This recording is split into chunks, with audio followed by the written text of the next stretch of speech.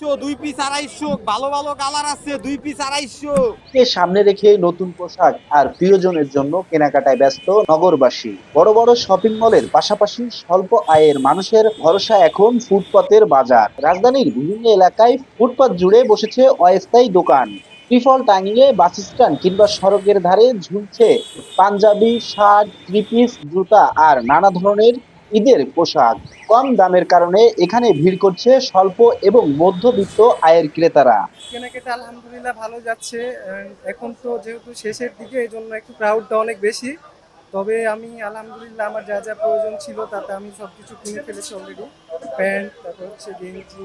ঈদকে ঘিরে এই কয়েকদিনের বেচাকেনায় অনেক ফুটপাত বিক্রেতার সারা বছরের আয় বড় ভরসা। এটা দিয়ে আমাদের অনেক ফ্যামিলি আছে যারা দিনের পর দিন খায়, এটা দিয়ে তাদের সংসার চলে।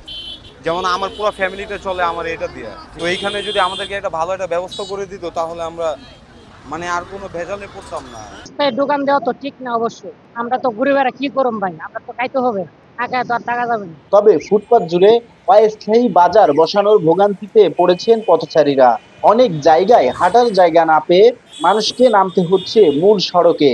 এটা অনেকটা ভোগান্তি। এখানে অনেক মানুষের কর্মঘণ্টা নষ্ট হয় এবং মানুষ নির্বিঘ্নে যাতায়াত করতে পারে না, ফুটপাতে হাঁটতে পারে না। এটা প্রচুর ভোগান্তি। অবশ্যই রাস্তা দিয়ে গাড়ি ঘোড়া চলতে পারে না। মানুষের মনে করেন এত এত গাড়ির চাপ, তারপরে আবার রাস্তার পাশে করে আপনার থাকে, দোকানগুলো থাকে, ওই দোকানে আবার কাস্টমার থাকে, তো রাস্তা পুরো ব্লক হয়ে যায়। এখন যে জায়গাটি দেখছেন এটি আসলে একটি সড়ক, কিন্তু ঈদকে ঘিরে ফুটপাতে দোকান ভিড়ে এটি যেন পুরোপুরি এক অস্থায়ী বাজারে পরিণত হয়েছে। ফলে যানবাহন চলাচলে তৈরি হচ্ছে বাধা। একই চিত্র রাজধানীর মতিঝিল গুলিস্তান এলাকায়। সড়কের বড় অংশ দখল করে জমজমাট হকারদের ব্যবসা। কোথাও কোথাও পরিস্থিতি এমন যে গাড়ি চলাচলের উপায় থাকেই না।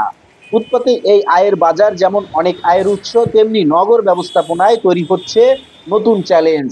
যানজটের কারণে প্রতিদিন নষ্ট হচ্ছে লাখ লাখ টাকার কর্মঘণ্টা। বিশেষজ্ঞদের মতে সময় ও জ্বালানি অপচয়ে প্রতিদিন অর্থনৈতিক ক্ষতি হচ্ছে প্রায় 150 কোটি টাকার বেশি। সব মিলিয়ে জীবিকার তাগিদে ফুটপাতের এই বাজার যেন অনেকের আয়ের উৎস, তেমনি নগর ব্যবস্থায় তৈরি করছে নতুন প্রশ্ন।